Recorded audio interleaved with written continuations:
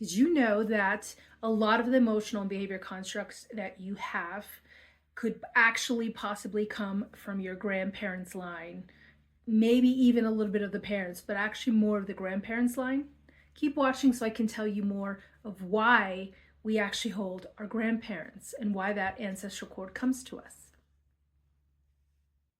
With all of the healings I did this weekend, the repetitive theme came from the ancestral line of grandparents. So many people were holding the emotional and the behavioral construct of their actual grandparents. For example, self-sabotage, not safe to receive, not safe to speak. A lot of those themes were really present this weekend at the Body, Mind, Spirit Expo. And what a lot of people don't realize is generationally the lines will go from the grandparents to the parent's child, and the parents usually line are very connected to their child's child. So it kind of skips these generations. And some of the themes that I saw, for example, one gentleman had very stoic, does not show a lot of emotion, was taught to not show emotion. A man is strong when he does not show his emotion. That was a big theme with a couple of the gentlemen that were working with me this weekend. Others that I saw were self-sabotage, self-sacrifice, something they do out of love and loyalty for those they care about, so putting themselves as the last priority. That was a huge theme this weekend that I actually saw in the show. So ancestry generationally, we can receive those corded lines, those corded shadows that actually our grandparents held and subconsciously passed to us in our line until we actually realize we're holding into that. And then when we realize we're holding on to that ancestral karmic story, that's when we can start moving this shadow and end the ancestral contract of our grandparents. Keep watching so I can tell you a bit more. So continuing the conversation around the ancestral grandparents to the grandchild conversation, usually the grandparents' ancestral emotional and behavioral constructs, what they do to their child, and that child is usually our parents. And so those parents, our parents, usually are the ones that are really surviving, adapting to the emotional behavioral construct from their parents, the grandparents, i.e. the grandparents, just adapting to that behavior, whatever karmic relationship they had received from their own parents.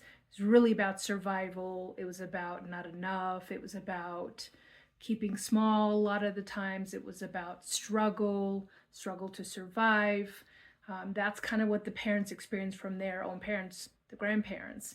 And so when our parents came and gave us and we came to life, a lot of the karmic line, a lot of the karmic ancestral and generational emotional behavioral constructs really was what we have picked up from those grandparents. So if those grandparents, it was about being stoic. It was about not showing emotion. It was about self-sacrifice to survive. It was about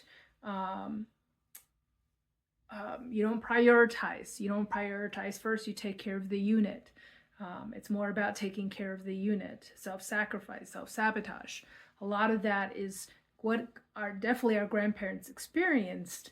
And a lot of times this is what we are experiencing in this lifetime. So, our parents are just a direct result of having to manage whatever shadow that they were living in at that time. So whatever karmic shadow. And a lot of times I do see that the parent generation doesn't necessarily want to work on their karmic lesson, doesn't necessarily understand how to work on that karmic lesson, versus the grandchild generation, i.e. you and me, really understand the shadow, want to work on the shadow, want to move our not enough. We want to move us self-sacrificing. We want to move not engaging our emotions and connecting to our emotions. And so there's a distinct a very interesting correlation to the ancestral line of the grandparents to the grandchild, and the parent to the great grandchild, and having those lines very linked together. And so taking the time to really observe that and observe how you are connected to your grandparents, really observing how am I similar? What are the emotional behavior constructs or cords that I hold a lot like my grandparent does? And really taking the time to write those down and understand those will actually open the doors for you to understand what some of your karmic shadows you're holding on and where they actually came from, to give you an idea and a tip on how to move them. Keep watching. I'll be sharing more as I talk about what I saw at this show this weekend, but wanted to share that because it was very interesting and is very true to the nature of what you could be holding from a shadow perspective.